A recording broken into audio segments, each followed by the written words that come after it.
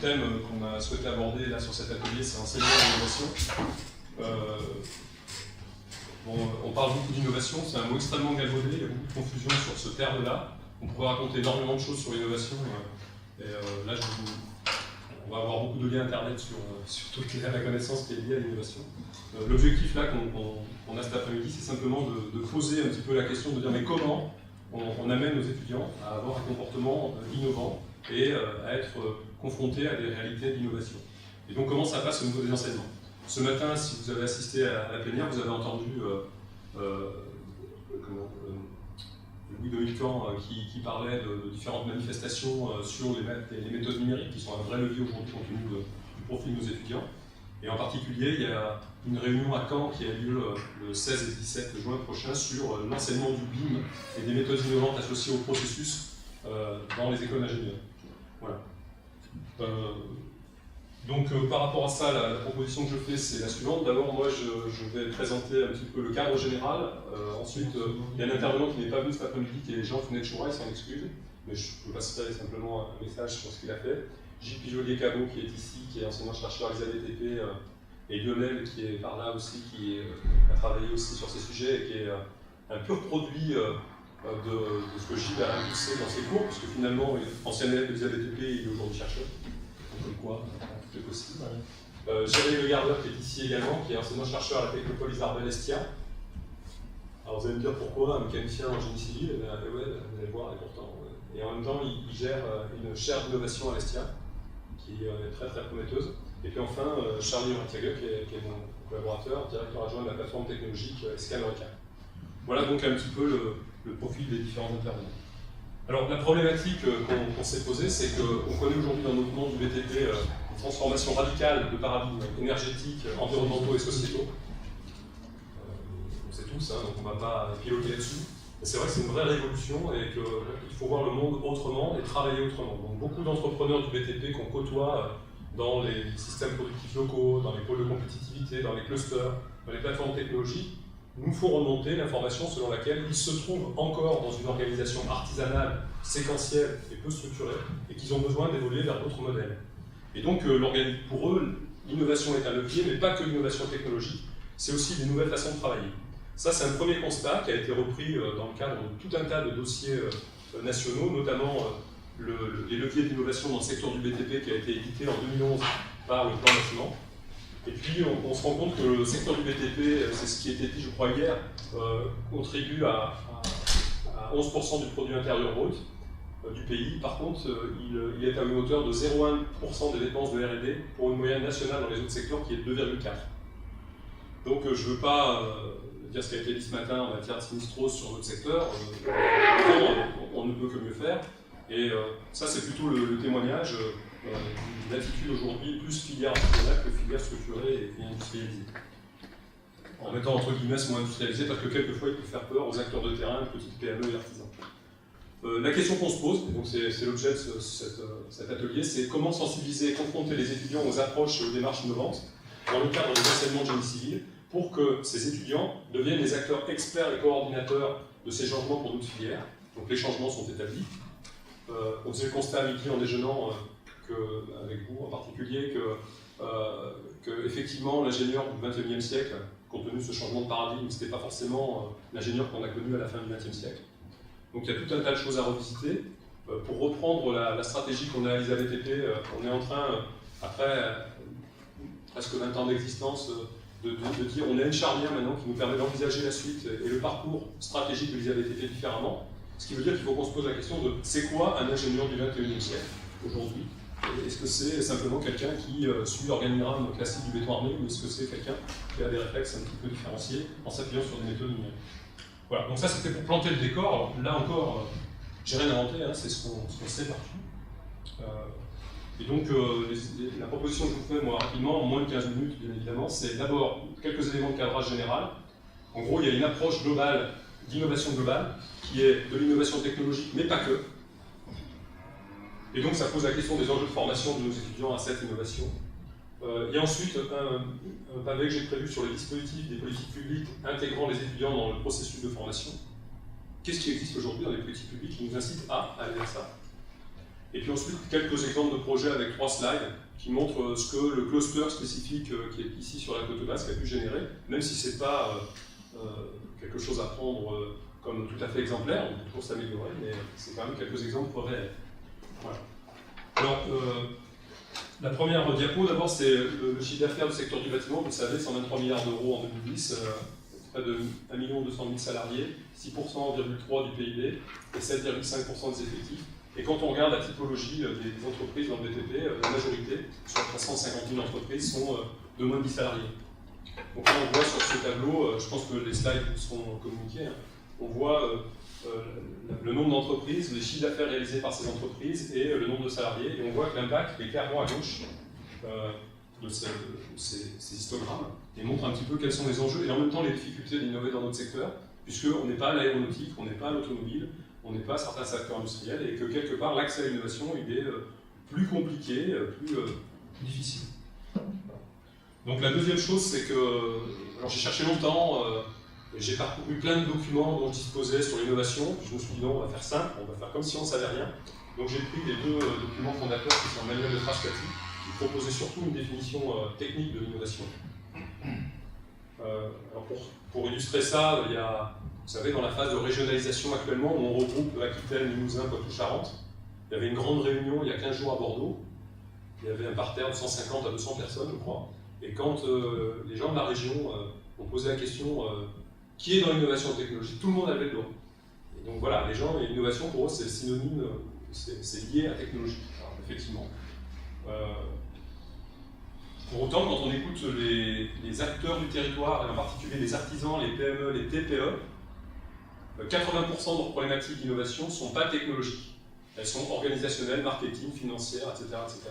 Ça ne veut pas dire qu'il ne faut pas du technologique, mais ça veut dire qu'il faut être capable de matcher les deux.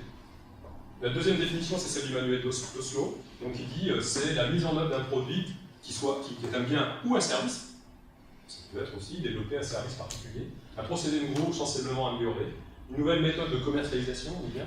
Une nouvelle méthode organisationnelle. Pas besoin de vous raconter ce que vous avez entendu avec le BIM ce matin qui révolutionne complètement l'organisation du processus et le suivi de ce processus, y compris dans la gestion patrimoniale après livraison des travaux, hein, 80% du coût, donc c'est quand même important. Et tout ça, ça va impacter aux pratiques de l'entreprise, mais plus que l'entreprise, je dirais aux acteurs qui sont associés au monde de la construction durable. Voilà. Alors là-dessus, moi j'ai une vision qui est un peu originale. J'essaie d'être un électron libre, alors ça m'est reproché bien souvent. Mais, en gros, j'ai 52 ans, et il y a un an, j'ai décidé de faire une thèse en gestion des organisations à l'École des Mines de Paris, en sciences de gestion. Et là, tous mes collègues scientifiques sciences dures m'ont dit « mais t'es nul, qu'est-ce que tu vas faire en sciences molles alors que nous, on est en sciences dures ?» En plus, je suis génie civil. Non, pas trop, non. Mais il y a un tas de gens qui m'ont dit ça, et qui n'ont pas compris ce que j'allais faire en sciences de gestion. Voilà. Alors, je peux vous dire que j'apprends énormément de choses, que c'est extrêmement fort, et en même temps, c'est très connecté à la dynamique de mise en place d'innovation technologique, et je pense que c'est un levier. J'en suis aujourd'hui à une position qui consiste à dire qu'il nous faut travailler sur l'enseignement, la formation, la recherche, puisque ça produit des briques de savoir, et puis à côté l'innovation, mais avec des modalités d'innovation globale, au sens technologique et organisationnel ou autre. Alors, on est passé d'une obligation de moyens à une obligation de résultat, donc le service que souhaite l'utilisateur d'un bâtiment, puisque c'est de lui dont il s'agit, l'utilisateur. Dans le bâtiment, on ne sait pas marketer le client aujourd'hui. On n'écoute pas la demande du client, on pense pour lui que c'est bien ça. Dans l'automobile ou l'aéronautique, c'est pas du tout la même chose. On a une préoccupation du besoin du client différente. Donc l'idée c'est d'habiter ou travailler dans des locaux confortables, sains, économes en énergie, respectueux de l'environnement. La future réglementation thermique, RT 2012, elle ne sera pas RT, elle sera RBR, Réglementation bâtiment responsable 2020. Les 3 axes, c'est l'homme, le territoire et le temps. C'est pas le coefficient de flux, de gestion du transfert des flux dans les parois. Enfin, c'est ça, mais pas que. Donc sur tous ces aspects, c'est le résultat qui est aujourd'hui félicité et non les moyens. Donc on parle de la réglementation thermique qui a été un levier, bien sûr, mais ça nous a engagé dans la transition de la construction neuve, Dans l'existant, il y a encore beaucoup de choses à inventer. Je vous rappelle quand même que même si plus de 80% des bâtiments, pardon, plus de 65% des bâtiments ont été construits avant 1974, la réglementation dans l'existant, elle date de 2006. Et enfin, la mutation du secteur du bâtiment doit intégrer ce changement de paradigme. C'est un challenge qui devra être remporté et qui ne pourra être remporté que si on innove encore plus, davantage, mieux et différemment. Donc ça, la dernière phrase, elle pose clairement la question de la formation. Donc j'ai pris quelques éléments du rapport levier à l'innovation dans le secteur du bâtiment auquel j'avais contribué avec d'autres en 2011 pour être non pas tendancieux, mais être dans ce qui a été écrit à l'époque et qui reste d'actualité. Donc aujourd'hui, la première chose, c'est innover partout. Comment on peut innover au niveau local, les politiques de clusterisation, de clusters locaux, de plateformes technologiques locales, donc au plus proche des artisans qui sont sur les territoires, au plus proche des systèmes de formation qui sont sur les territoires. Et donc, ça intègre ce que je disais juste avant, la technique commerciale, l'organisation. Donc l'idée qui est écrite dans ce texte, c'est copier l'innovation depuis différents lieux ou secteurs d'activité doit devenir un réflexe salutaire. Sur le plan thématique, les professionnels qui sont confrontés à un besoin d'innovation n'en voient souvent que la dimension technologique. Donc ça, c'est ce qui a été écrit, ces deux phrases que j'ai extraites du rapport. Le deuxième aspect, c'est innover pour les utilisateurs. Le bâtiment assure un service et répond aux besoins de ses utilisateurs. L'utilisateur n'est pas suffisamment pris en compte dans la conception et la réalisation des bâtiments. Vous allez chez Ikea, vous allez acheter une cuisine, vous rentrez dans un modèle 3D, vous rentrez dans votre cuisine avant qu'elle soit bâtie, et il sort derrière le guide et la nomenclature des matériels, des boutons de porte qu'il faut. Quand vous achetez une voiture, c'est pareil. Nous, dans le bâtiment, aujourd'hui, on n'est pas capable de faire rentrer un client en réalité virtuelle dans le bâtiment en cours aujourd'hui. Enfin, on est capable de le faire, mais on ne le fait pas. Et on a une vraie question d'une chaîne de valeur organisée en fonction d'une approche client qui est peut-être un peu différente. Voilà. Ce qui exprime le fait d'ailleurs que quand on construit ou rénove une maison aujourd'hui, les gens vont dire « Ah, c'était une aventure ». Ce qu'on n'entend pas dans le monde de l'automobile, dans le monde des services. Contrairement à d'autres utilisateurs, l'innovation n'est pas systématiquement une réponse au marché, c'est-à-dire qu'on est aussi dans l'aspect démarche exploratoire, je pense que tu en parleras un peu tout à l'heure. Et une vision partielle du sujet favorise ce comportement, le bâtiment est plus souvent comme un ouvrage technique et non comme un service rendu à l'usager. Et ça, c'est très très fortement remis en question. Demain, le bâtiment va peut-être avoir une fonction qui sera différente de répondre à des besoins, c'est une logique un peu plus anglo-saxonne et américaine. Le troisième point, c'est innover dans le processus. Donc ça, c'est ce qu'on disait ce matin sur le BIM et les technologies numériques. Donc, les technologies numériques ne sont pas une fin en soi, c'est un outil qui nous permet de travailler autrement et de réfléchir différemment. Donc l'idée, c'est de gagner sur les coûts, la qualité, la performance et la compétitivité. Quand Pinel récemment a sorti une phrase à laquelle on avait réfléchi en commission, c'était construire mieux, plus vite et moins cher. L'idée, c'est de passer d'une obligation de moyens à une exigence de résultat. Le secteur du bâtiment doit évoluer d'un processus qui est très séquentiel aujourd'hui, où on gère mal les interfaces, à un processus global intégré. Donc bien sûr, les fédérations professionnelles nous parlent d'offres globales. Pour autant, à la fédération de bâtiment, par exemple, on a l'union métier de la maçonnerie du gros œuvre, l'union métier de la charpente, etc. Et chaque union métier a son droit. Et les interfaces, il faut regarder, quoi. Quelque part, on est sur une non-gestion d'interface qui génère de la non-qualité tout au long du processus et sur lesquelles les démarches d'ingénierie concurrente construites au cours des 15 dernières années ont montré qu'on pouvait avoir des gains de 15 à 20% d'efficacité économique. Donc l'enjeu en termes de coût et de qualité, c'est de fabriquer des produits et de concevoir des procédés, de mettre en œuvre une construction ou en réhabilitation, exploitation et maintenance, et surtout pour l'utilisation. Il s'agit aussi bien de performance énergétique et d'usage que de performance économique. Les entreprises françaises doivent exploiter ce jugement de compétitivité qui s'offre à eux. Donc ça, c'est encore le troisième point du rapport. Parmi les 4 champs d'action qui se déclinent de ces 3 points, innover dans la filière du bâtiment, territorialiser l'innovation, financer innover par l'assurance et la certification. On s'aperçoit souvent dans la chaîne de valeur de la construction et dans les entre guillemets conservatismes qu'on rencontre dans nos métiers. Les gens au travers desquels on peut passer, ce n'est pas forcément les acteurs installés, c'est peut-être des acteurs nouveaux, des acteurs qui ont un impact économique sur le projet. Et nous, on s'est rendu compte, en particulier, qu'en attaquant les gens de l'assurance ou de l'expertise, de la certification, on avait peut-être des accès privilégiés à permettre une innovation.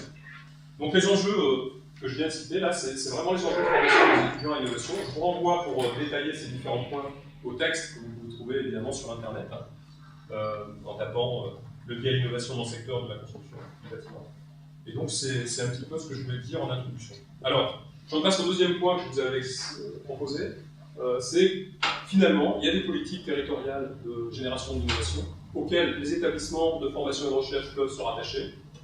Bon, on a eu toutes les politiques des technopoles dans les années 90, mais qui étaient plutôt gérées par le monde économique plutôt que par le monde académique. On a eu ensuite les politiques de SPL, les systèmes productifs locaux, en 97. Donc là, on voit une carte de France, alors je ne vais pas vous détailler, et c'est pas que Génie Civil, hein, qui montre qu'il y a eu des initiatives territoriales, locales, qui sont intéressantes et qui ont posé ces bases-là il y a à peu près 20 ans. Donc à l'époque actuelle de la régionalisation forte, on peut peut-être aussi s'appuyer sur ces systèmes. Il y a eu des clusters régionaux, il y a eu les politiques des pôles de compétitivité, 2005 et 2011 ou 12, je ne sais plus, avec la révision, donc qui ouvrent des champs possibles. Il y a eu la politique des grades d'entreprise et clusters 2009 et 2011, donc, qui a débouché sur le plan bâtiment dont je vais parler, qui a généré une trentaine de clusters. Alors, tout le monde s'appelle cluster, c'est un mot à la mode. Alors, il y en a qui sont labellisés, il y en a qui ne sont pas, mais c'est pas grave, à partir du moment où ils participent tous de l'effort d'innovation et qui sont répertoriés sur la carte avec différentes choses. Ça, c'est spécifiquement au bâtiment et c'est à proximité de chacun de chez nous. Et puis, il y a une dernière initiative en 2012 qui a été les plateformes énergie bâtiment durable. Alors avant, ça s'appelait Grenelle, maintenant ça s'appelle bâtiment durable, c'est la même chose. Et en gros, là, il y a une charte qui fixe des objectifs de dire on peut être un guichet unique formation, transfert, recherche et innovation à l'intérieur des territoires. Donc ici, bon, vous voyez la carte de France, il y a une région qui est en pointillé parce que, je ne sais pas s'il y a des gens du sud-est ici, oui, voilà. C'était compliqué de s'associer entre PACA, Languedoc-Roussillon, etc., mais ça semble aller dans un sens positif actuellement, il y a des choses qui vont apparaître. Et puis, sur les territoires, on voit qu'il y a différentes entités.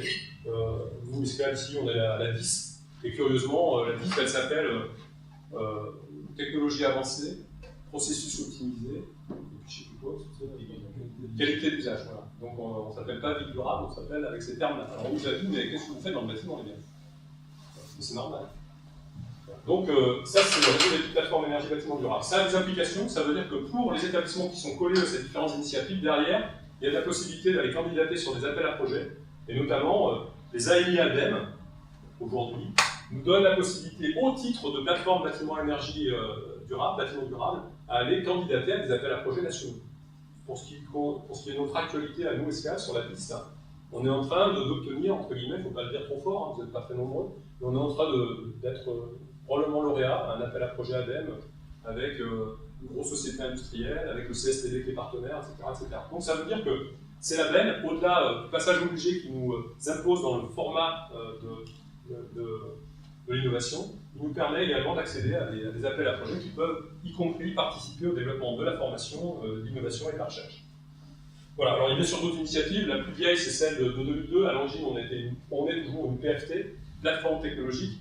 Ça, c'est un format un peu plus académique, de prestations techno dans les établissements.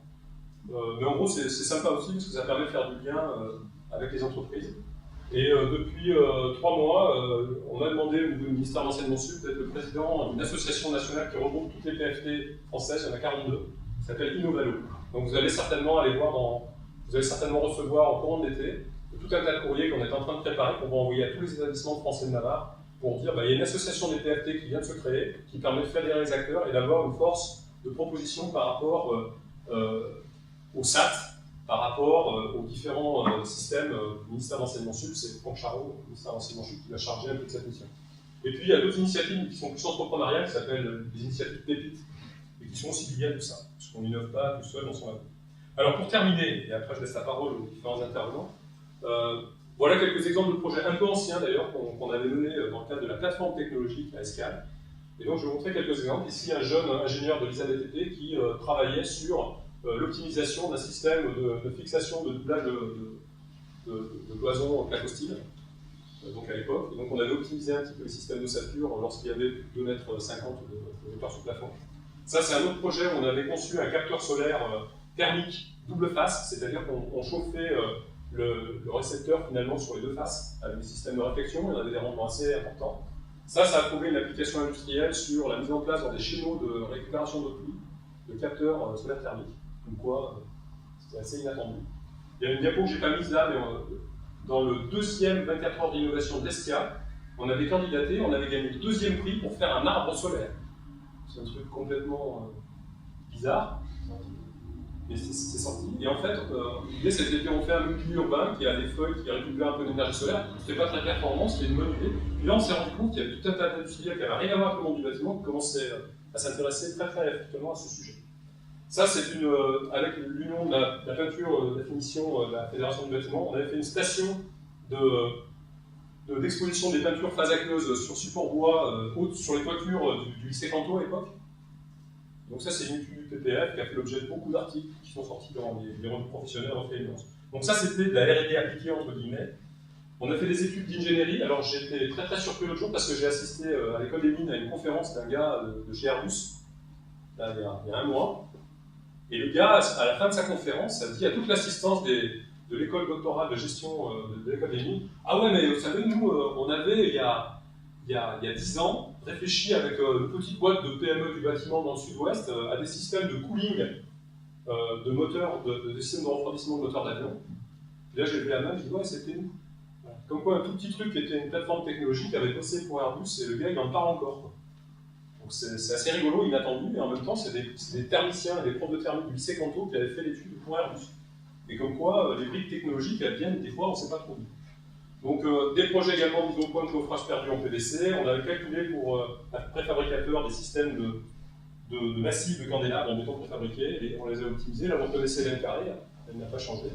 Et donc, c'est un projet FFD d'étude et caractérisation des produitures et agents d'émoulage. On avait fait également des plaques de cailloutier en béton pour CBA matériaux. Et puis, on parlait à midi, je crois, des déchets pneumatiques en utilisation pour faire des bassins de rétention d'eau qu'on avait utilisés là. Je crois que Philippe Gautan, également, sur Grenoble, avait travaillé sur ces sujets, il me semble. Sauf que toi, tu les avais thermosoudés pour faire des... On avait travaillé sur ces déchiquetats de pneus, mais pas forcément sur l'application stockage d'eau. Et nous, on a fait aussi, à partir de granulats de poussière de déchets pneumatiques, on avait fait des bétons avec granulats pneumatiques. C'était catastrophique au niveau des caractéristiques mécaniques, par contre, ça résistait bien à la fissuration. Voilà. Donc, alors on avait proposé ça à Michelin, mais ils n'en voulaient pas parce qu'ils voulaient faire caoutchouc, ils ne voulaient pas faire des bétons caoutchouc. J'ai juste une question. Ouais. Là, les projets dont vous parlez, ce sont les entreprises, les sociétés qui sont venues vous voir en disant que vous travaillez là-dessus, ou c'est vous qui avez dit tiens, je vais travailler là-dessus, et puis après, les sociétés s'intéressent? Non, j'ai mis une casquette de commercial, j'ai été voir les gens, j'ai dit voilà, on est un truc bizarre qui était venu par Allègre à l'origine, qui était des plateformes technologiques. C'était un peu une coquille vide. Comment on fait pour rapprocher le monde de l'école et le monde de l'entreprise? Et puis on a des matériaux, on a des installations, on a des compétences. On peut peut-être essayer de travailler ensemble. Donc on l'a fait humblement. On n'a pas toujours fait bien, on a des trucs qu'on n'a pas toujours très très bien fait. Puis on a essayé de se rapprocher d'un certain nombre d'entités pour voir ce qu'on pouvait faire. Et donc comme la gouvernance était essentiellement une gouvernance privée, même s'il y avait des acteurs publics autour, on a essayé d'avancer sur le sujet ensemble. Alors bon, il y a des choses qui ont bien marché, d'autres choses qui ont moins bien marché, mais globalement on a avancé. Donc il y a d'autres projets, on a fait des études également de création de centres techniques, c'est-à-dire qu'il y a un centre technique à Bordeaux, là, qui est le CDPEA, sur lequel on a fait l'étude de faisabilité. J'ai moi-même participé à l'étude de faisabilité qui a présidé à la mise en place de Novatec, la société que vous avez vue ce matin avec les Espagnols en 2004. Et Hélène Carré avait travaillé avec moi d'abord sur ce sujet. Donc on avait fait l'étude de faisabilité pour la Fondation espagnole correspondante. Aujourd'hui c'est un centre technique reconnu, donc on a contribué. Et puis d'autres projets plus techniques sur des systèmes mixtes acier-bois. Voilà. Donc voilà, j'ai terminé. Bon, je pense qu'on échangera, donc vous ayez des questions pour le moment. Je vais passer la parole à Gilles, qui va nous parler de ceci. Je vais simplement poser le décor ici en innovation, sans donner de réponse. Les réponses, on les aura tous pendant les débats. Et puis, je ne sais pas s'il y a des réponses finalement en innovation. On est dans la démarche exploratoire qui, forcément, a difficulté à être cadrée. Et la gestion de ces activités d'exploration est compliquée. Nous, on le voit à Estelle actuellement. On a tendance à avoir des comptables, des commissaires aux comptes qui rationalisent les choses. Et puis, l'exploration, c'est pas ça. Peut-être, on en parlera un petit peu plus tard. Tu parlais tu montrais un exemple de l'entreprise Gauthier vers un accompagnement vers un marquage CE. Après, est-ce qu'à un moment donné, on n'a pas un blocage en disant là, de toute façon, c'est quelque chose. Chasse gardée du CSTB. Voilà. En gros, c'est ça, c'est-à-dire que le CSTB, je prends les raccourcis, excuse-moi. L'idée, c'est que, en gros, le CSTB s'est servi de la configuration de plateforme énergie Grenelle dont je parlais en disant on veut que ces petites plateformes énergie Grenelle sur les territoires soient nos relais territoriaux pour faire remonter des aides techniques. Donc aujourd'hui, on en est là. Donc, des gens comme Novatec jouent ce jeu, d'autres dans l'Est, en Bretagne jouent ce jeu. Nous, à Escale, comme on avait Novatec qui le faisait ici, on a dit on ne le fait pas. parce que c'est pas, on a autre chose à faire et on ne veut pas être en concurrence sur notre territoire avec d'autres qui sont à côté de nous, qui le font bien. Donc on a plutôt choisi de dire, nous, on va plutôt se positionner sur de l'accompagnement, sur des choses comme ça, mais qui ne sont pas forcément de la conduite de projets pour déboucher sur la vie technique, parce que d'abord, on n'avait pas les ressources en interne permettant de le faire sérieusement, etc. Donc ça, après, c'est des choix. Et effectivement, il y a ce contexte politique dont je n'ai absolument pas parlé, mais qui est fondamental. Aujourd'hui, un cluster ou une structure de type PFT qui n'a pas une vision stratégique et politique des choses, on se prend le mur une fois sur... allez, 2 fois sur 3. Donc, faut faire attention, surtout que le CSTB en besoin d'argent. C'est pas ici. Oui, puis par rapport à l'innovation, c'est quand même un frein.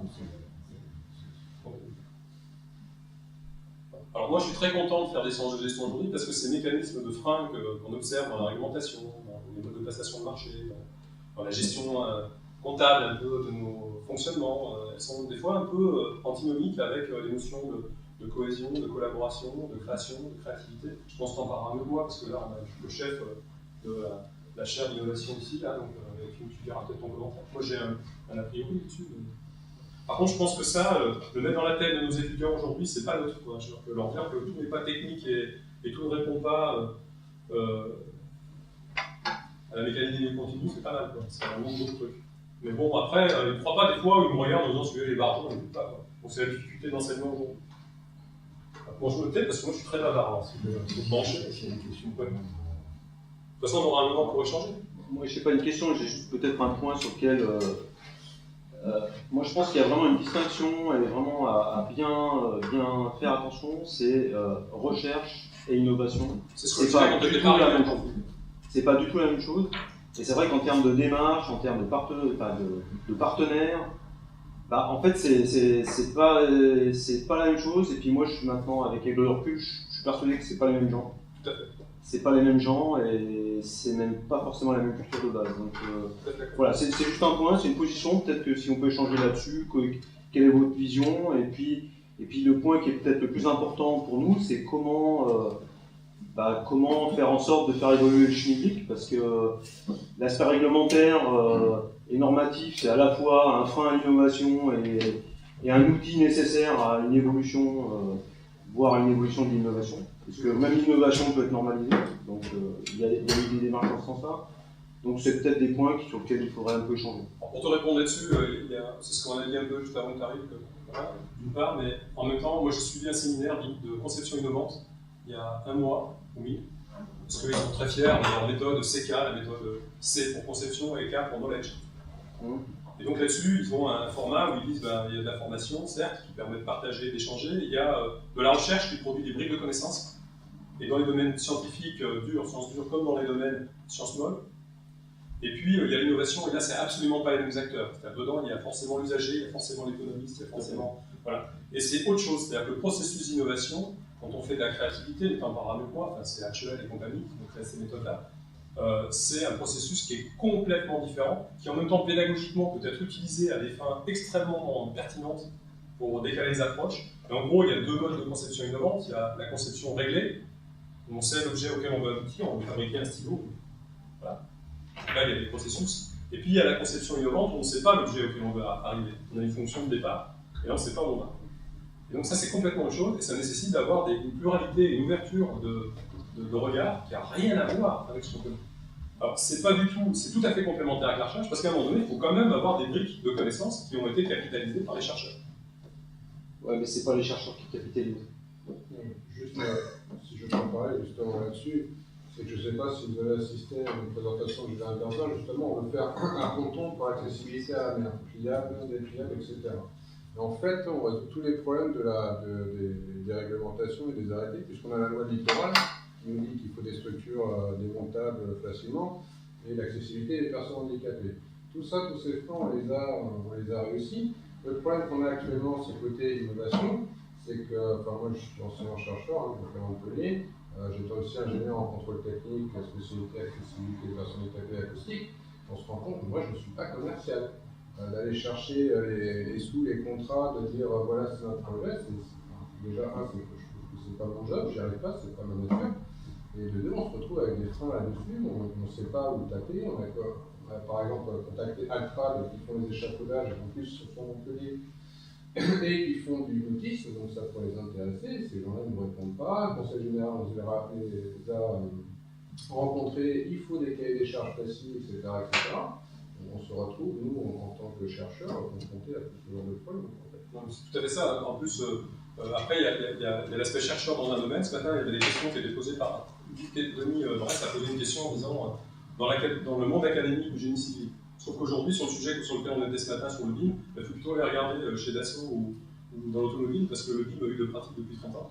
Et quelque part, même si ce n'est pas complètement transférable, il y a peut-être des choses sur lesquelles on peut gagner du temps. Donc ça veut dire qu'il faut ouvrir déjà en interdisciplinaire, et puis après, il faut ouvrir dans la caractéristique des gens. Un économiste ne raisonne pas de la même façon qu'un chercheur, qu'un scientifique de prof de maths, ou que quelqu'un qui fait de la sociologie. Les freins principaux, moi, je trouve, à l'émergence des conditions, aux conditions d'émergence des organisations collectives, qui sont plutôt des freins sociologiques, et de capacité à acquérir de la cognition, plutôt que des freins organisationnels. Alors après, il y a d'autres freins juridiques qui s'y gradent, mais ça, c'est pas les plus difficiles à lever. Donc effectivement, c'est comment on joue l'équipe collectivement pour innover, parce que c'est la seule solution. Je propose qu'on passe à, parce que sinon on va commencer. J'ai ma note, c'était à tout à l'heure. Je vais essayer d'être assez court.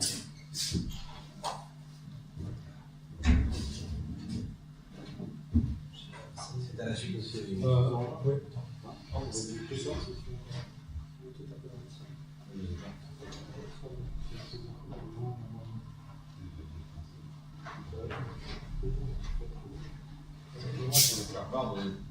Ce qu'on fait dans ce qu'on a commencé à faire à l'ISABTP depuis au moins 5 ans. D'une part, je suis persuadé que ça doit se pratiquer dans la forme que je vais vous présenter, ou une autre dans le contexte de l'ingénieur. D'autre part, pour reprendre quand même un peu le discours que j'entendais tout à l'heure, je trouve personnellement que la séquentialité de la recherche, du développement, de l'innovation, on a trop tendance à penser en individus en compétences différentes. Et quand on fait ça, on s'interdit de fait à créer Google, on s'interdit de fait à créer Apple, on s'interdit de fait à... Je crois que l'idée qu'on a voulu développer autour de ce projet d'initiation à la recherche, c'est pas de faire des chercheurs, mais c'est de faire des gens qui vont innover dans le futur et qui vont créer leur entreprise et qui vont développer des choses. Et à un certain moment, qui vont avoir besoin de la recherche. Soit au départ, ils auront besoin, ce sont des chercheurs au départ, et ils auront des idées sur lesquelles ils souhaiteront s'appuyer et développer, soit à un certain moment, ils auront besoin de moyens de connaissance. Et le projet d'initiation de la recherche, finalement, c'est ça. C'est comprendre pourquoi, c'est faire comprendre pourquoi la recherche et l'innovation, ça peut devenir un avantage décisif à un ingénieur, parce que quand vous tombez ça à un élève ingénieur dans une salle, c'est pas forcément un message qui fait rêver au stade de la formation. Pour ça aussi, ce qu'on cherche à faire, c'est simplement à faire le parallèle entre les stages qu'on impose à nos étudiants de faire en entreprise et les stages qu'on impose à nos étudiants de faire en laboratoire. On peut réagir tout de suite ou pas? Si ça te dérange pas. J'adhère tout à fait à ça. Je suis dans une école, je suis à l'UNES de Cachan. On ne prend pas des ingénieurs, on a une pédagogie clairement qui s'appuie sur la recherche, donc c'est vraiment une formation. Donc le directeur de l'école a parfois essayé d'expliquer à nos étudiants pourquoi est-ce qu'on souhaite qu'ils aillent vers le doctorat. Et c'est un discours aussi peut-être à faire passer dans les écoles d'ingénieurs. Aujourd'hui, si on regarde en arrêtant d'être franco-français et d'imaginer que le diplôme d'ingénieur c'est une fin en soi, si on regarde à l'international, aujourd'hui un ingénieur docteur, ça veut dire quelque chose, les doctorats est toujours perçu comme un plus vis-à-vis d'un ingénieur. En France, j'ai pas l'impression que ce soit encore le cas, quoi. Et même vis-à-vis des entreprises, vis-à-vis de justement d'avoir cette petite part de formation par la recherche, qui vient compléter ce que tu dis, c'est tout à fait. C'est quelque part aussi peut-être aller un peu plus loin, quoi. L'idée, au moins dans le dispositif qu'on a mis en place à l'ISABTP, c'est de se dire finalement, il y a, ce que je dis aux élèves, il y a 3 stades. Dans les rapports à la recherche, un futur ingénieur pourra. Il y a le stade de client, de d'abord, il me manque une grille de connaissances, apportez-la moi, je me mets à la sortie et j'attends pas trop longtemps, parce que mes constantes de temps ne sont quand même pas tout à fait les mêmes, et puis je récupère ça et puis j'en fais ce que j'en veux. Il y a le stade de de participants dans l'organisation, dans le développement du travail de recherche, il y a le stade d'acteurs. Et en gros, ce qu'on demande aux ingénieurs aujourd'hui, c'est au moins de connaître un premier stade. Et l'idée, c'est vraiment de comprendre comment la recherche est organisée, qu'est-ce qu'on peut en attendre, qu'est-ce qu'on ne peut pas en attendre, quel dialogue on va, quel discours on va pouvoir avoir quand on va discuter avec les chercheurs, et comment on va aborder la relation contractuelle avec eux. Et comment fonctionne un laboratoire de recherche, parce qu'il y a quand même un inconscient collectif qui ne touche pas uniquement à une discipline, mais qui veut qu'un chercheur, c'est quelqu'un qui fait ce qu'il veut, qu'il n'y a pas de contingence financière, tout un tas de caricatures qu'on connaît tous très bien, nous, quand on est chercheur. C'est simplement de se plonger nos élèves dans le bain, comme on leur fait faire un stage de découverte des entreprises quand ils arrivent en première année. Vous faites un stage ouvrier, ben là ils vont faire pareil, ils vont aller dans un laboratoire de recherche, ils vont les valider dans un laboratoire de recherche, ils vont les valider sur un chantier. Voilà. Alors ça se passe en fin de troisième année chez nous. C'est la machine à café que ça se passe, c'est pas même pas le plus. Non mais il balaye la cafétéria, donc ça n'a pas de problème. Ça se passe chez nous en fin de troisième année. C'est étalé sur, on va dire, 3 bons mois, avec, comme attendu, comme contenu, ce qu'on va demander aux élèves ingénieurs, c'est d'observer comment on définit, on valorise un sujet de recherche, comment ça s'inscrit dans une stratégie de laboratoire.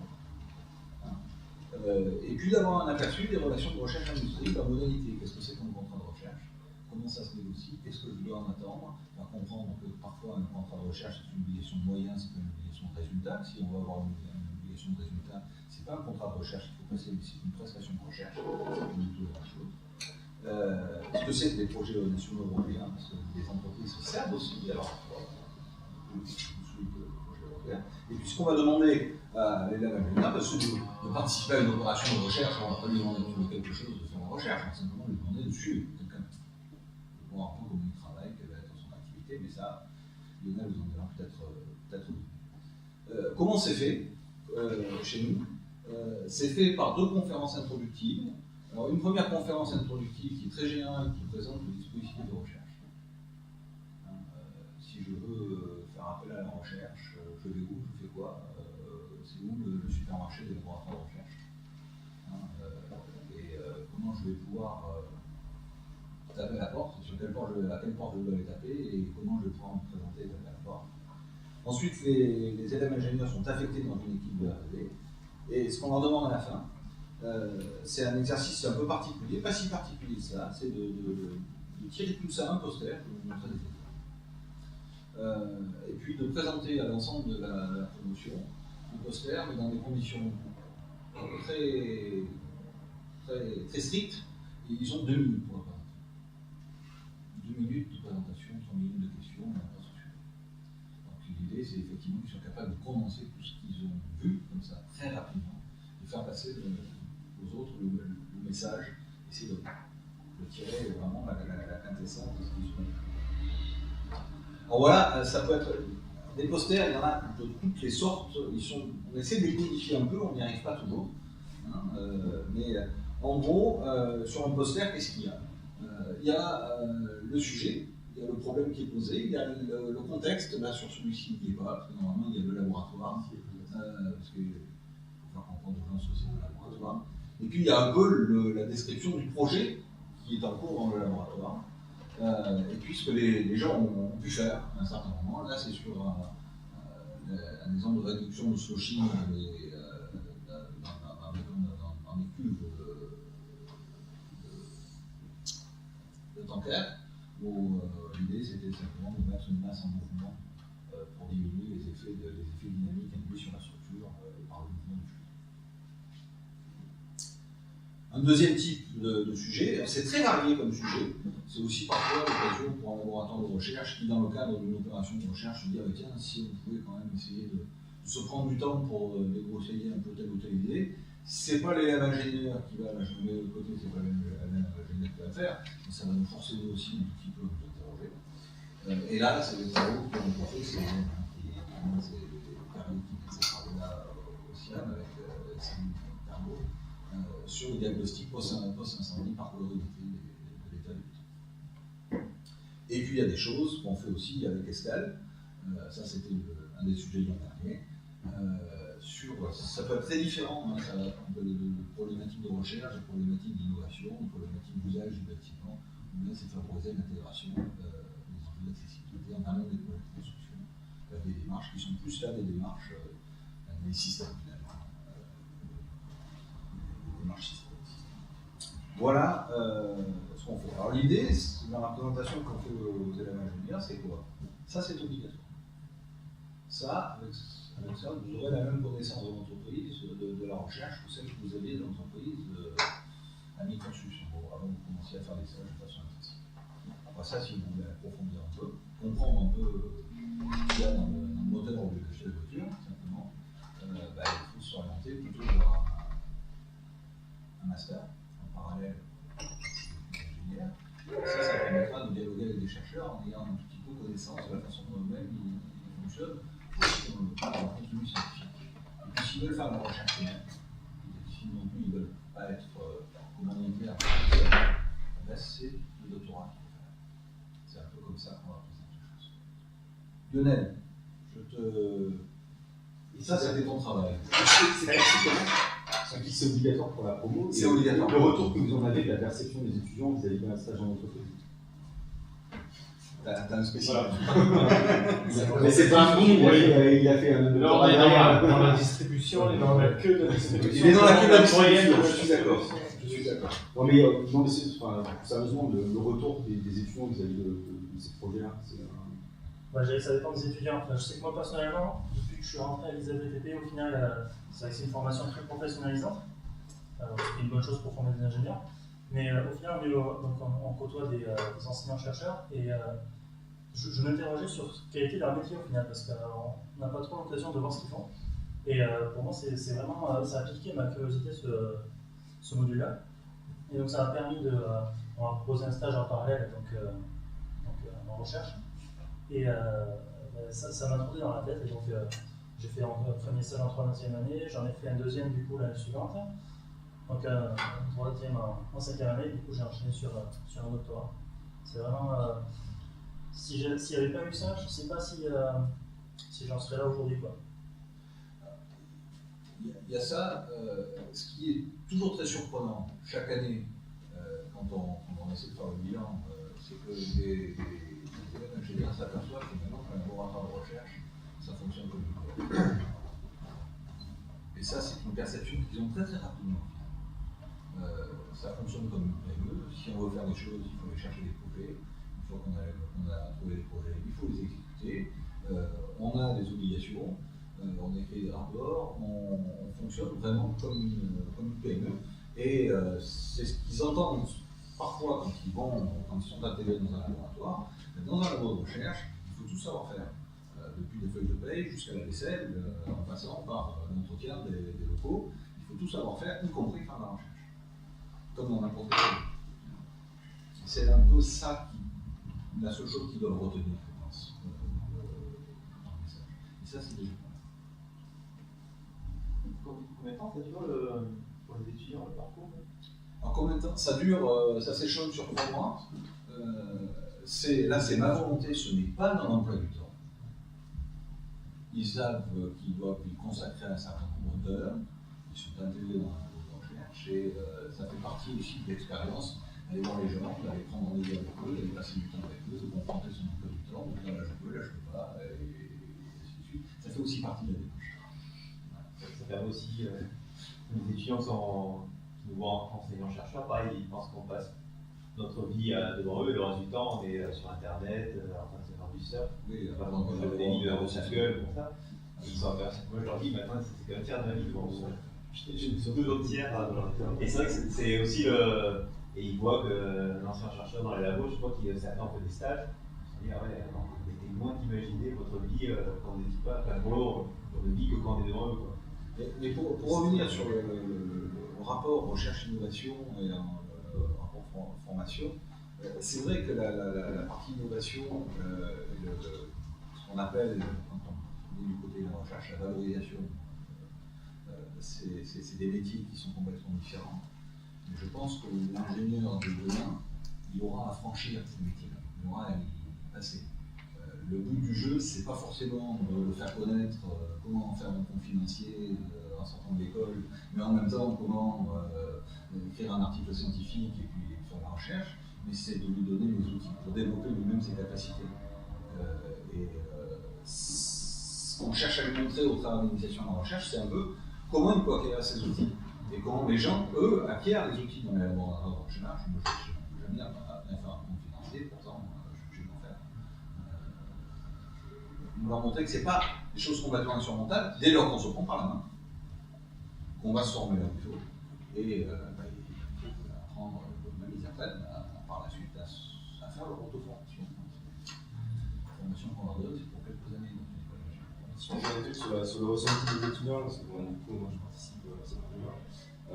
En général, il est quand même positif. Moi, je trouve que j'ai été même étonné parfois de leur implication. J'ai des étudiants en leur expliquant que il y a un protocole expérimental, il faut passer des échantillons à l'étude, et donc l'essai ça tombe un samedi. Les étudiants ils sont là le samedi.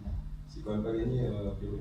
Mais ça demande aussi, quand on pose ce genre de sujet, en fait, les premiers sujets par exemple, s'ils ont un temps d'acquisition d'outils pour pouvoir participer à la recherche trop long au départ, ils décrochent. Ça marche pas du tout. Il faut qu'ils puissent, donc l'expérimental, c'est là-dessus ça marche bien, il faut qu'ils arrivent en fait à venir et tout de suite à pouvoir faire quelque chose pour vraiment s'impliquer, et là ils s'impliquent vraiment beaucoup. Et par exemple les sujets numériques, c'est plus dur à les poser de façon propre, si c'est pas des outils qu'ils connaissent, parce que du coup, voilà, il y a ce côté. Sinon, moi je trouve que globalement ça marche, ils sont intéressés. Mais il faut quand même réfléchir à poser ces projets-là. Voilà, je pense que les enseignants qui participent au programme, je pense que ça améliore aussi au niveau de la position des projets. Je pense que cette initiative pédagogique qui sort des sentiers battus, nous on a fait un truc pas similaire, mais en fait on l'a fait il y a un an, cette année on devait le faire, puis on l'a pas reproduit, et ça a super bien marché. En fait on a proposé à tous nos étudiants de se sensibiliser à la recherche en soutenant une mini-thèse en fait. On appelle ça la mini-thèse en fait, c'est possible d'aller avoir une journée. Donc pareil, les profs, on devait sortir des sujets de recherche, mais pas des trucs à la con, pas des trucs qui étaient dans nos domaines. Les étudiants postulaient, envoyaient un CV pour être mini-thésard, quoi.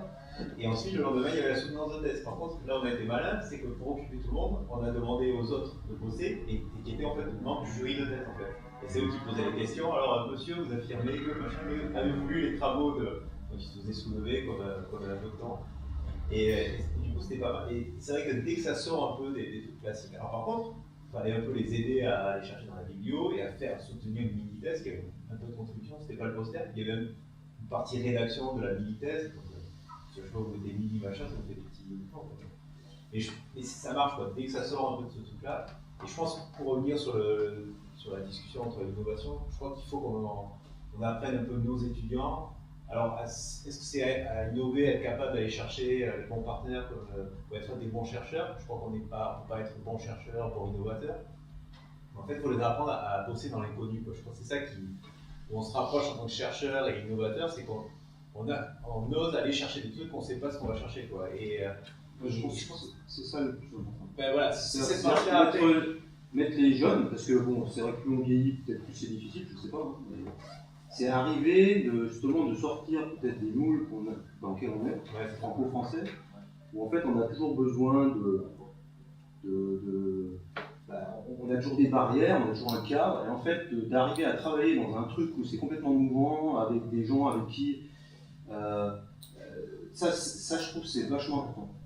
Pour reprendre ce que vous faites, et moi j'ai vu, je bouge un peu pas mal et je vois un peu des expériences ailleurs, il y a aussi quelque chose qui est, qui à mon avis est une bonne piste, c'est d'arriver à faire travailler, mais dans du transversal, voire avec des relations, par exemple école d'ingénieur, école de marketing, école d'ingénieur, école de management, archi-ingénieur, designer, ingénieur, et souvent en leur donnant des idées, enfin, moi je leur dis souvent ça, donnez-leur des idées complètement farfelues, des trucs que même vous jugez que c'est infaisable, et vous verrez que souvent les jeunes générations, en fait, c'est un peu con, hein, c'est pas...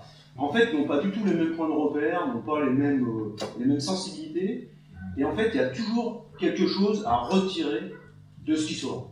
Des fois, c'est complètement débile, à première vue, mais en fait, et moi je l'ai vu par exemple, parce que Bouygues fait ça, enfin, je dirais, il y a plein de boîtes qui arrivent à trouver un argument, souvent un argument, enfin la carotte, trouver une carotte quelque part, et en fait, ils trouvent tout le temps quelque chose. Parce qu'il y a tout le temps des idées nouvelles qui émergent de gens qui ne sont pas forcément, qui n'ont pas les points de repère. Voilà. Et c'est souvent en fait de la transposition, ça vient d'ailleurs, ça vient du fabricant de yaourt qui va faire du béton, enfin bref, plein de trucs comme ça. Et en fait, ça c'est innovant. C'est pas forcément de la recherche, parce que ça a été fait dans notre secteur, mais ça devient innovant. Et puis après, il y a quelque chose qui rejoint le produit du monsieur, c'est qu'en fait, c'est bien une chose pour vous de faire une étude, mais après, il faut faire des études de marché. Il faut arriver à le vendre, il faut trouver un équilibre économique, il faut faire du business. Les 3 d'Apple qui étaient au départ, ils n'y avaient peut-être pas pensé, mais je pense que très rapidement, il y en a 2-3 qui y ont pensé, parce que dès qu'ils étaient 10 dans leur garage, je pense qu'il y en avait au moins 3 sur 10 qui ont pensé business. C'est d'ailleurs peut-être ceux-là qu'on commence à entuber les autres au bout d'un certain temps, et puis qui sont revenus dans la boucle, etc. etc. Ça, c'est la entreprise, ça. Oui, mais c'est. Ou l'université, je sais pas. Oui, mais c'est ça qu'on voit, c'est-à-dire qu'en fait, il y a un produit. Alors après, nous, on se retrouve dans un secteur professionnel, industriel. C'est quoi le produit? C'est quoi le client? Qui c'est qui va vous l'acheter votre produit? Comment vous allez créer votre marché? Comment vous allez créer un marché? Quand eux, ils ont fait ça, le marché n'existait pas. Ils l'ont créé de toutes pièces, c'est-à-dire qu'ils ont fabriqué des trucs, on n'avait même pas, nous, idée de ce que ça pouvait être. Et puis au début, c'est quoi ce machin, ça sert à quoi? Ça sert à rien, hein. On en trouve encore dans nos générations actuelles qui ont des vieux machins. Et en fait, dès qu'on commence à bidouiller avec, on se rend compte que ça, il y a plein de services, puis qu'en fait, une fois qu'on sait s'en servir, on s'en passe plus, quoi. Ils ont créé un marché. Comment, dans le monde de la construction, bâtiment, infra, etc., construction, comment on crée un marché? Comment on crée un renouvellement du truc? Ça, c'est quelque chose qui peut-être justement, comment les nouvelles générations, c'est quoi vos envies? Et après, là, il y a des choses qui vont venir. C'est un peu l'objet de la présentation que va nous faire le partage de différentes compétences que va nous faire Jamy. On prend votre question. C'est pas une question, en fait, c'est pareil, on fait autre chose, on essaye de faire un logement témoin accessible aux personnes handicapées sur le cas d'élire, justement. Et là, les étudiants, on les a plongés complètement dans aller chercher des partenaires pour construire le logement. Ils ont trouvé des gens qui ont redonné des produits, etc. Ils ont fait de la recherche, justement, sur comment aménager la pièce, etc. Donc, ils ont fait de la recherche, entre guillemets, appliquée. Et en fait, côté universitaire, on n'est pas tellement reconnu parce qu'en génie civil, l'accessibilité, on s'en fout royalement, pour l'instant. Mais par contre, ces jeunes, ils sont super contents parce que tous les ans jusqu'à présent, on a reçu, ça fait depuis 2012 qu'on a commencé, depuis le début, on a eu 3 prix. Mais parce que ce sont des professionnels qui regardent ça, ouais, ça se fait, etc. Donc, on reçoit en fait des deux côtés. On fait une innovation technologique avec notre ponton. Les gens se disent à quoi ça va servir exactement, comme l'iPhone. Alors que sur ce qu'on a fait sur le bâtiment handicap, on fait comme ça, on dit ah oui, c'est une super bonne idée, ça va nous aider, etc. Et là, les gens viennent, mais il faut que ça soit finalisé. C'est ça. Présentation suivante, donc il y a les gens qui Chora de Domaine qui devaient venir, qui s'excusent une fois de temps, donc on va gagner 10 minutes. Simplement, ils organisent un concours d'innovation dans les Landes à côté, là, où un certain nombre d'industriels sont partie prenante et participent au financement de remise de prix. Jérémy Le Gardeur, donc ici présent, challenge d'étudiants entreprises et 24 heures d'innovation, Cher Innovation. Il a fait venir Jérémy Rickens, c'est le club de Jérémy, donc il travaille avec les hommes et les robots. Voilà. Donc je te laisse je pense que la différence entre chercheur et trouveur et business, c'est que le petit joke, c'est nous on prend de l'argent pour produire des connaissances et les autres ils prennent des connaissances pour produire de l'argent. C'est le petit joke. Mais ce qui est intéressant, c'est que nos étudiants, encore une fois, la partie commune, c'est d'être capable de raisonner dans l'inconnu. Les étudiants, on les sensibilise un peu à la recherche, certains franchissent le pas. Et ce qu'il faudrait, c'est que les boîtes, quand elles vont faire du business, en général, elles n'appellent pas un gamin en lui disant regarde tout ce que j'ai sorti sur le marché. Quoi. On ne les sensibilise pas à cet aspect-là. Alors, je de présentation. Je crois, si je peux, pendant que tu t'approches de la présentation, on leur met, on crée trop de barrières dans la les gens. On crée beaucoup trop de barrières. Et ce qui est quand même assez surprenant, c'est que quand on regarde les capacités françaises, l'accompagnement dans la France fait aux entreprises, aux jeunes entreprises innovantes, ce qu'on entend aujourd'hui, qui est assez classique, c'est que c'est plus facile, on est mieux accompagné en créant sa boîte en France qu'en allant la créer aux États-Unis, dans la Silicon Valley. Ce qui est quand même assez étonnant. Donc, il faut casser ces barrières et puis se dire, ben, au moins, les 3 premières années, je serai accompagné, et puis après ça, je dois bien trouver le business développeur qui va bien, ou le comptable qui va bien, pour bouger la rentrée. Non, mais bon, il y a un côté culturel quand même. Enfin, c'est difficile de tout faire aussi, de tout enseigner à un futur ingénieur. En France, de culture, on donne beaucoup de choses techniques ou scientifiques, et on a peu de temps de les faire travailler sur la réflexion personnelle et sur l'innovation. Aux États-Unis, c'est un peu le contraire. Moi, j'ai travaillé à Chicago. Par exemple, sur la rupture, l'examen de rupture, on va dire, ténacité, le sujet c'était comment calculer la ténacité, enfin mesurer la ténacité d'une barre de chocolat avec que des éléments dans la cuisine. C'était ça l'examen. Donc, vous avez une semaine pour y réfléchir, et moi, du coup, j'ai vu ce sujet-là, on m'avait jamais posé ça dans mes études. Et donc, effectivement, c'est intéressant, parce que ça vient à imaginer des choses, à devenir créatif. Et d'un autre côté, le professeur avec qui je travaillais dans le labo, lui, c'était des postdocs européens qui étaient capables de calculer les enfin, d'être capables d'aligner des équations. Donc il y a aussi ce partage-là, effectivement, c'est difficile, on n'a pas le temps de tout enseigner aux étudiants, et à un moment donné, il faut faire des choix. Alors effectivement, je pense qu'on est en train de changer un peu le paradigme, on est en train de changer voilà, on veut faire d'autres choix, mais c'est sûr qu'il y a des choses qu'on va perdre. Donc à un moment donné, voilà, c'est sûr. Ça fait écho, mais en fait, ma carrière d'étudiant, le métier, enfin moi je pense sauver mon métier d'étudiant comme passer le moins de temps possible en cours pour maximiser le nombre de crédits ou de points qu'on avait à l'époque. C'était ça mon métier d'étudiant. Et donc pour moi, j'ai jamais compris, mais j'ai toujours été en conflit avec les profs. C'était vraiment un prof, pour moi c'était vraiment l'envers du décor. Et je suis devenu prof par accident, ou je sais pas. Et je crois que ça revient à ça, c'est que peut-être ce qui ne me convenait pas, c'est qu'on essayait de mettre trop de techniques, trop d'enseignements qu'on peut trouver facilement, surtout aujourd'hui avec les moyens d'aujourd'hui, et pas assez de réflexion, de créativité. Ouais. Donc depuis, j'essaie de me soigner en tant que prof, j'essaie de ne pas reproduire ce que j'ai subi.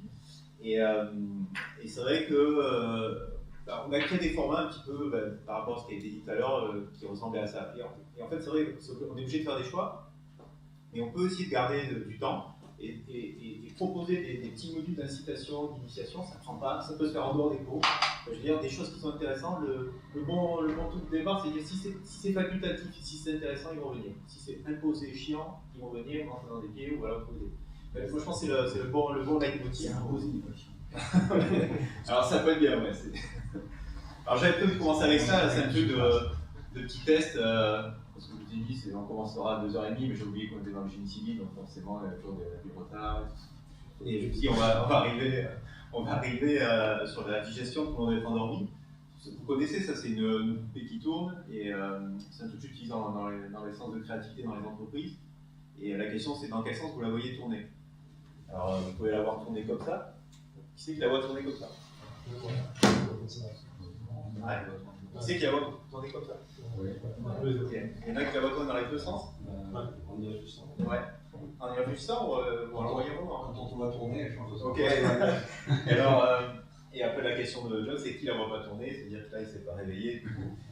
En fait, c'est un truc, c'est un truc que vous trouvez sur Internet, ça a été fait par un designer, et ça a été détourné. Certains vous disent, en fonction du sens de rotation, vous utilisez soit votre cerveau droit, soit votre cerveau gauche.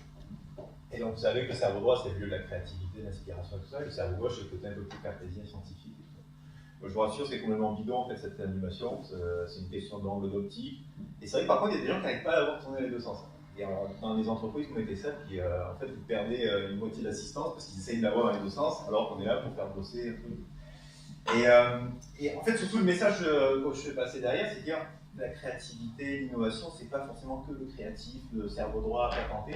Il faut des deux, quoi. Et je crois que un peu il faut des chercheurs qui inventent, qui cherchent, qui trouvent, peut-être même pas, qui trouvent des trucs qui n'étaient pas prévus. L'exemple du post-it, il a trouvé une colle qui ne collait pas, et heureusement qu'il y en a qui a eu l'idée pour dire qu'il y a un business pour ça. Et il faut des cartésiens. C'est un petit peu ça le message qu'on fait passer à la fois à nos étudiants et dans leurs entreprises pour essayer de les faire mieux avancer sur ces phases de créativité et d'innovation. Alors après, concrètement, nous, ce qu'on fait à l'école, on a expérimenté un format en 2007 qui s'appelle les 24 heures d'innovation. J'ai fait comme toi, en fait, j'ai dit tiens, je veux tenter un truc là, je sens que c'est important pour vos étudiants, on leur fait des examens, des cours, des trucs, des stages, enfin, tout ce qui existe. Est-ce qu'on ne peut pas leur proposer un défi en 24 heures chrono, d'essayer d'imaginer, de prendre des risques, de travailler sur de l'inconnu? Et puis je me suis dit, bon, ça va peut-être pas marcher à l'école, donc j'ai dit, est-ce que vous pouvez me libérer un vendredi après, pour ceux qui veulent, et puis on va continuer jusqu'au samedi. Et tout le monde me dit, ouais, vas-y, alors je vais venir au démarrage. Tu veux le faire venir 24 heures, donc tu travailles sur des sujets, du vendredi au samedi, non imposé, pas de crédit, pas de notes, rien du tout. Et écoute, je vais venir voir juste pour voir le bid que tu vas faire en 2007. Alors je dis, ouais, vous mettez la pression, du coup je vais peut-être inviter d'autres étudiants quand même, pour pas être ridicule, donc j'avais envoyé à des écoles et tout. Et première édition, en fait, à l'ouverture, on a un petit amphi de 240 places, en fait, l'amphi était rempli. Et l'idée c'est quoi? Elle est simple, c'est en même temps on fait un appel à la candidature finalement qui est très large, ça va dans le sens qui était évoqué, ingénieur, marketeur, école de commerce, école d'infirmière, tout ce qui veulent venir 24 heures chrono. On fait des appels à sujets, et pas que des sujets technologiques, pas que des sujets d'ingénierie, ça peut être, comme je dis, faire péter la fusée Ariane 6 plus haut, plus fort, à comment communiquer pendant un match de l'Aviron Bayonnais, ce qui n'est pas le top en ce moment. Et donc, vous voyez, les sujets, la diversité, c'est des sujets de com à des sujets techniques, à des sujets de marketing. Et puis on donne rendez-vous à tout le monde à l'ouverture. Et on a gardé ce format, finalement du vendredi, moi je m'étais mis un peu sur le côté. Et finalement c'est pas mal du vendredi au samedi parce que ça permet de faire venir les boîtes, le vendredi après-midi elles peuvent venir à l'ouverture, présenter leur sujet. Et le samedi, le lendemain, les survivants présentent en 3 minutes chrono leurs résultats en équipe. Et le samedi après, c'est pas mal parce que les costards cravates, les gens encore en responsabilité le samedi, aussi un samedi, ça ne les dérange pas de venir voir un peu. Alors pour que ça marche, en fait, ce qu'on essaye de faire, c'est quand même pendant 24 heures avoir un truc un petit peu sympa. Donc on a un camion de pizza qui livre des pizzas à volonté le soir. La nuit, c'est open bar 24 heures sur 24. Il y a une boîte de nuit 24 minutes qui s'ouvre à 2h du matin pour réveiller. Il y a la musique, il y a tout un tas de stimulations, il y a des lap dancers, des go-go dancers, enfin, bon, il y a des petites animations qui sont faites. Alors voilà, on a commencé en 2007. On avait eu un label pour trophée des grandes écoles l'année d'après, on avait déposé la marque. Et puis on a progressivement exporté le concept à l'étranger, donc on a proposé à d'autres écoles à l'étranger, notamment Montréal, l'ETS qui organise leur 8e édition. Il y a 2 jours, on a fini la 8e édition des 24 heures à Montréal. Il y avait 290 équipes réparties un peu partout sur la planète, de 10 étudiants maximum. Donc eux, ils ont un mode très, très ouvert, très collaboratif. Nous, on essaye d'avoir pas mal de monde sur place à l'ESCA, on a 400 personnes sur place, donc c'est assez stimulant. Et juste un mot, en 2012. Les expériences que tu as à l'étranger ont commencé en 2010. Ouais, en 2010, ouais. Après, on a exporté, on a eu cette année une première édition en Inde. Et en 2012, en fait, il faut rendre à César, Escale Eureka était le premier cluster avec qui on a fait une version un peu corporate, c'est-à-dire une version orientée soit sur un cluster, un secteur d'activité. Et donc, on avait fait la première édition des 24 heures spéciale BTP avec Escale Eureka. Et je pense que c'est la première fois où on avait exporté en dehors des murs d'une école, même si on était venu à l'ISA BTP, mais c'était en lien avec un secteur d'activité. Cette année, on va faire les 24 heures avec l'ITS, le salon mondial à Bordeaux sur les transports intelligents, et on va faire un 24 heures avec le pôle de compétitivité ENA sur l'énergie. Donc voilà, depuis, on essaye de l'internationaliser et puis de le proposer à des clusters.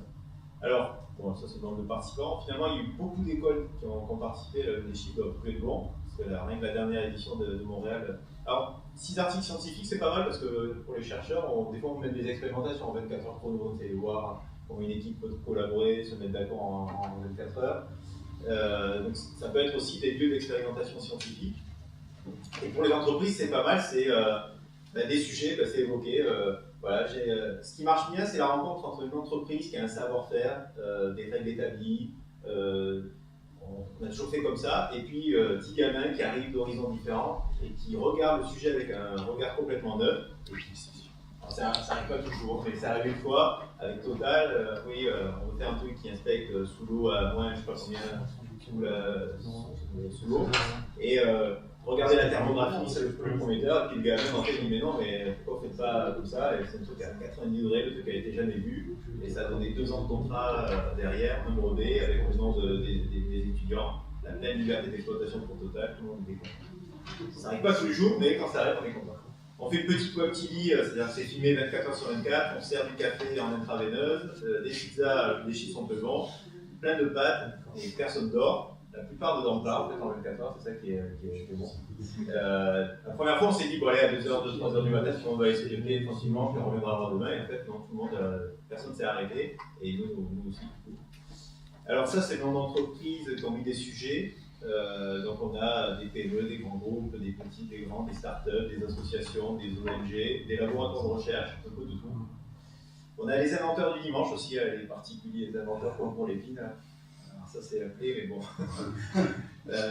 Bon, il y a des trucs pas mal, il y a des trucs, des mouvements perpétuels et tout ça. Ça c'est des partenaires qui ont fait des lots ou un peu d'argent pour payer soit des lots. Alors, juste un mot, ce qui est hyper important, c'est aussi, je veux pas que ce soit de l'esclavage moderne, c'est-à-dire que 10 personnes qui travaillent 24 heures, ça fait un mois d'activité gratos. Et ce que je veux pas, c'est un concours. Donc en fait, il y a des lots à gagner, on a mis des tablettes, voilà, un petit premier prix, des sauts en parachute, avec parachute. Ouais, il y a des premiers prix qui sont sympas, mais c'est pas un concours. C'est surtout ce qu'on essaie de montrer, et c'est vrai que c'est le témoignage qui me fait le plus plaisir, c'est que les étudiants ont senti qu'ils ont vécu une expérience, ils ont senti une opportunité pour bosser avec des boîtes. J'ai plein de témoignages de gamins qui ont négocié leur stage pendant les 24 heures avec la boîte en question, qui ont négocié leur embauche, ou certains qui ont dit le jour où je me suis fait embaucher, le recruteur me dit c'est quoi le premier prix des 24 heures, et j'ai tellement parlé avec enthousiasme que j'ai été pris. Bah, c'est surtout ça qu'on essaie de montrer, c'est l'expérience et l'opportunité que de s'y travailler. C'est pour ça que même des fois, on leur dit vous voulez gagner les prix, bah, oubliez le client initial, de toute façon il n'a pas compris que ce que vous lui proposez c'était mieux que son sujet de départ, donc continuez et essayez de bluffer les gens du jeu. Donc ça c'est les écoles en France qui ont participé, ça doit pas être un jour. Ça pareil c'est les écoles dans le monde, ça doit pas être un jour non plus. Après on essaie de faire venir un petit parrain sur la commune, c'est là que Rifkin est venu en 2009, parce que Rifkin il dit c'est la théorie de la transversalité, la génération Y qui va collaborer, donc on lui a dit tiens les 24 heures c'est un peu ça. Au début on est conseillé avec Mathieu Crépel qui fait du snowboard, donc c'était raccord avec la cible étudiante. Yves Parlier qui a inventé des objets sur l'eau assez intéressants. Et l'année dernière, c'était ton pote Fred Pochen, qui l'a rencontré lors des 24 heures Pascal Eureka, et j'ai demandé de témoigner. Lui, c'est un grand fou, hein. C'est le premier homme qui a commencé, qui a traversé l'Atlantique en planche à voile, c'est mon copain. Donc déjà, peut-être un peu dans une démarche exploratoire quand on traversait l'Atlantique en planche à voile. Puis maintenant, il fait des simulateurs des surf. La semaine dernière, il faisait monter des chevaux au premier étage de la. Il est connu aussi. Pas par les escaliers. Il est connu aussi surtout. 50 ans de ses pour avoir mis des planches à voile à Paris Bercy. C'est celui qui avait inventé le Paris. Voilà.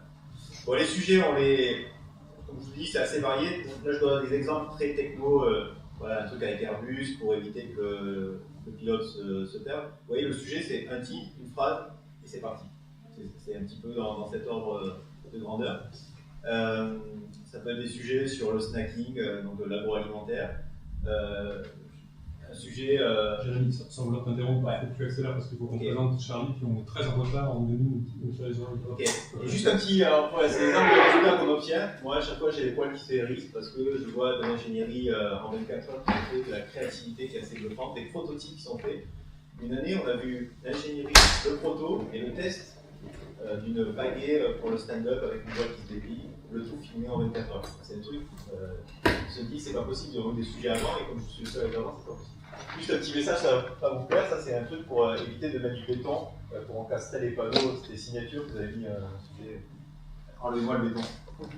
Bon, ça marche pas. Et, bon, les retombées, ouais, les médias aiment bien aussi, ils confondent avec les 24 heures du Mans. Donc, chaque fois on fait des putains de projets européens, je sais pas combien de millions, on les a mis qui viennent pas, et là les 24 heures, il y a TF1,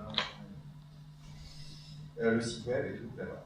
Bon, après les photos, juste pour montrer qu'ils le font vraiment, ils ont la banane, alors il y a des lacasses, dans la nuit il y en a qui dorment, et donc on les prend en photo, photos, mais c'est très rare. Et la plupart bossent. Et puis le lendemain, voilà, un peu de musique.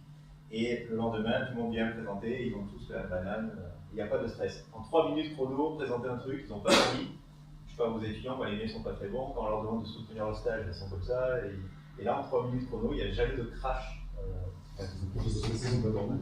Mais, non, mais j'arrive pas à l'expliquer. Voilà, j'ai fini. Merci beaucoup. Merci.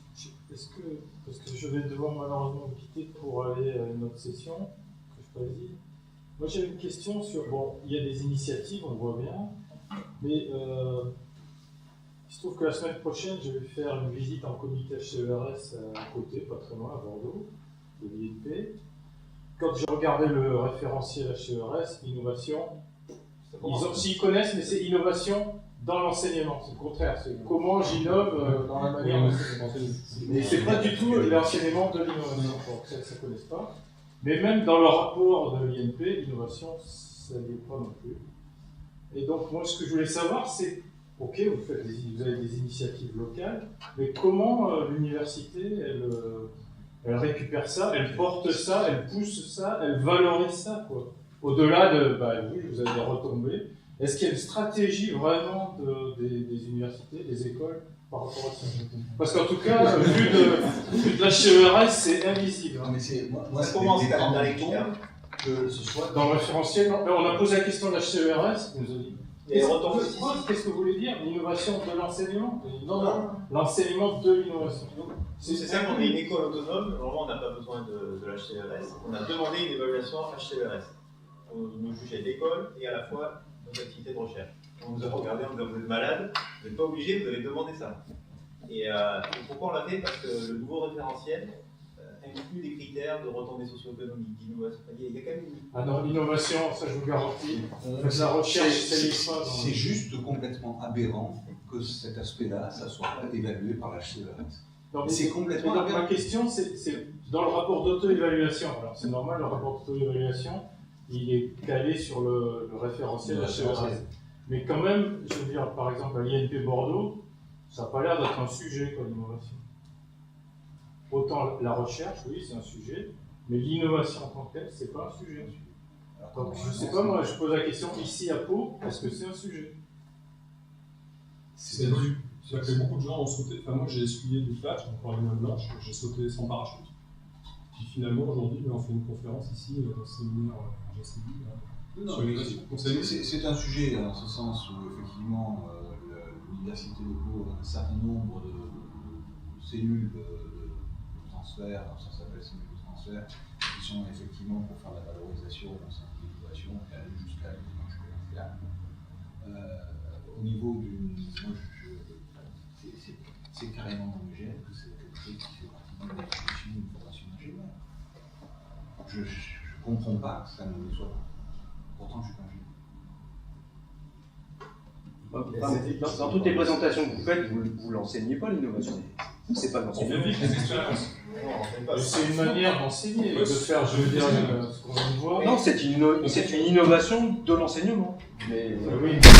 Quand on donne des cours sur les méthodes de créativité, comme je sais pas, nous on fait une formation dédiée, mais en même temps, pour enseigner, moi j'enseigne la mécanique, aucun souci, hein, c'est classé, machin. Enseigner l'innovation, il faut déjà que j'ai compris comment ça marche. Et j'ai la chance d'animer une chaire innovation.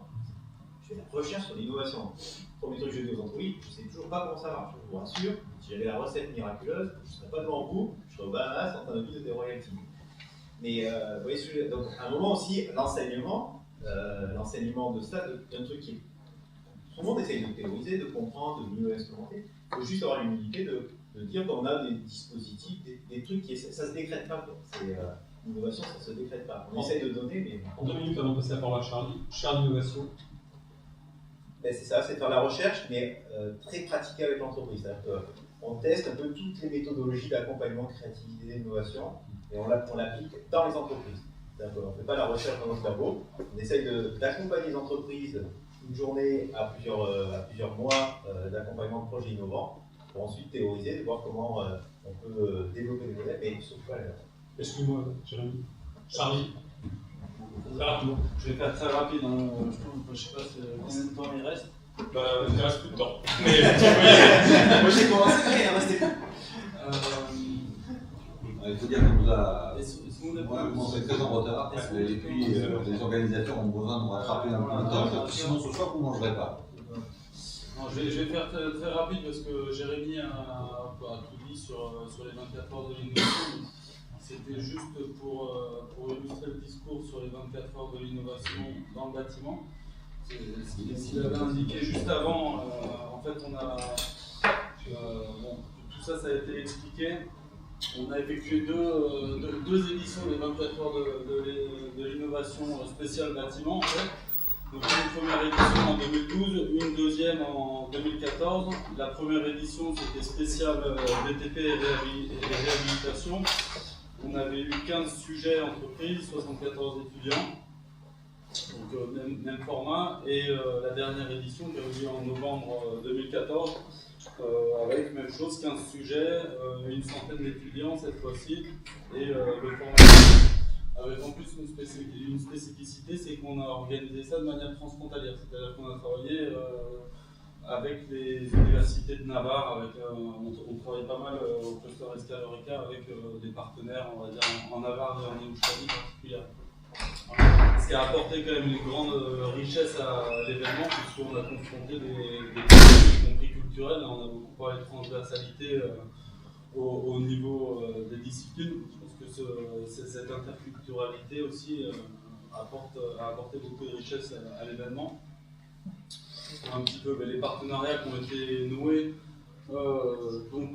Cette année, on a des éditeurs de logiciels qui ont participé également, les écoles évidemment, donc l'ISABTP qui a été porteuse, puisque ça s'est déroulé dans ces locaux. Canto avec le BTS Design d'Espace, les écoles d'architecture Bordeaux, Toulouse, l'Université de Navarre. Deux universités de Navarre, et on organise ça nous en partenariat avec le salon Innovat de manière à donner une dimension professionnelle au rendu réalisé par les étudiants, puisque la présentation des rendus des étudiants est effectuée durant le salon Innovat à Biarritz, qui est un salon pro. Donc voilà. Junior entreprise de l'école aussi a été associée. Ça pour l'aspect logistique, mais c'est aussi une autre manière d'impliquer les étudiants. Voilà. Je ne vais pas passer en revue tous les sujets. En gros, l'idée c'est que sur les sujets 2012, on était plus sur des sujets, on va dire, assez variés.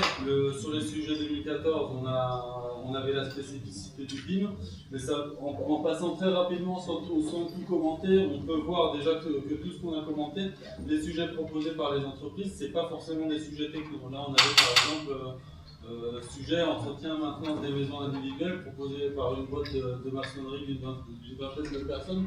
Eux, leur question c'est comment se positionner sur un marché de ce type-là de manière rentable alors qu'ils ont toutes les compétences en interne. Voilà. Industrialisation, ça permet juste d'illustrer les types de sujets qui ont intéressé les entreprises sur les éditions qu'on a organisées. Industrialisation du nettoyage de matériel d'échafaudage, proposé par une grosse boîte espagnole. Captage de calories sur une sous-toiture, on est plus sur les sujets techno. Ça, c'est des choses assez classiques. La sécurisation du personnel en toiture, c'est pareil, c'est des sujets, on va dire, très basiques, très problématiques, mais qui peuvent permettre de générer de l'innovation si on les traite sous le bon angle.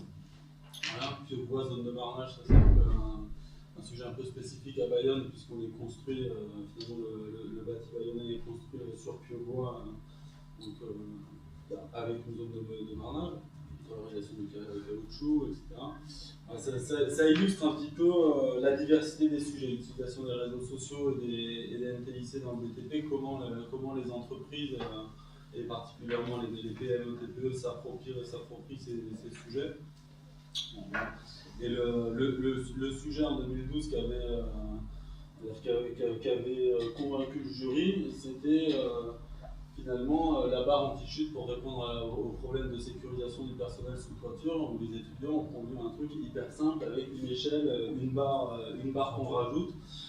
Ça c'est né à 3h du matin, c'est l'heure du matin. Et on y attache un harnais pour qu'il y ait quelqu'un qui puisse se balader sur un toit. Mais c'est pour illustrer à quel point et le jury c'était, je ne sais plus combien il y avait de personnes, une douzaine de professionnels, et sur tous les sujets qui ont été traités, c'est quelque chose d'hyper simple qu'on n'aurait pas, voilà, qui n'est pas du tout c'est pas de la recherche, c'est pas. Voilà, je comprends. Je suis étonné, ça n'a pas été breveté ce machin-là? Non. Est-ce qu'il n'y a pas eu de tentative ou est-ce que c'est parce qu'il y avait déjà eu une antériorité? Non.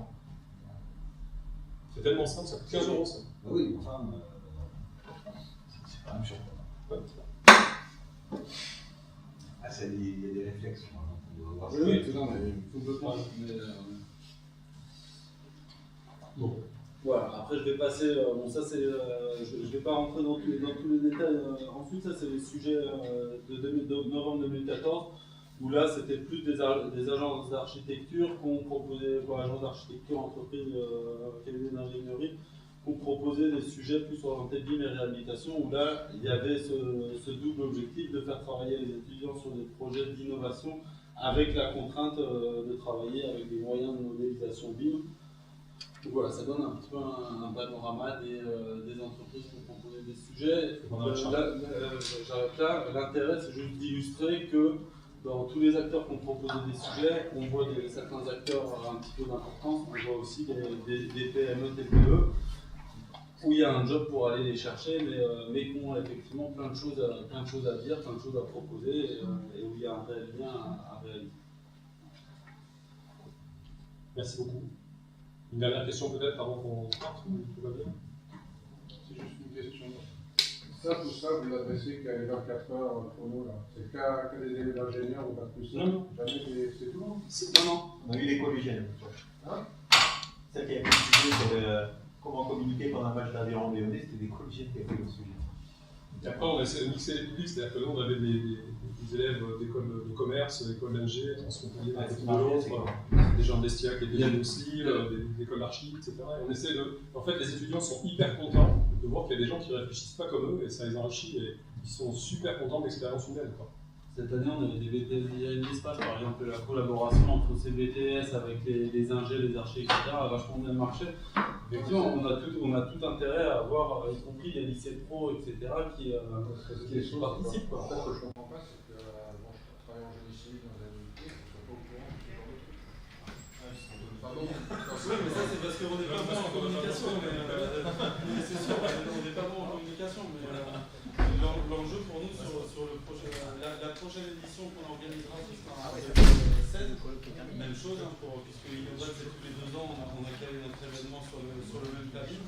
Le but, c'est d'avoir le plus d'écoles possible, et quand je dis école, c'est au sens très large, le plus d'établissements d'enseignement.